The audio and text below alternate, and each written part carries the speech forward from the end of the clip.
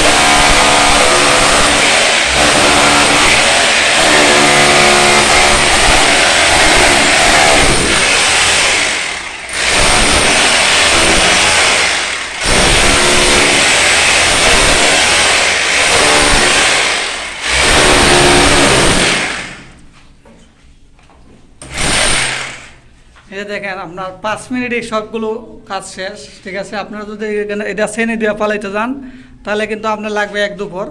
সেই জন্য এই ভিডিওটা করা। আসলে আপনারা কিভাবে এটা কাটবেন। ঠিক আছে, দেখেন আমি 5 মিনিটে কেটে শেষ করে দিলাম।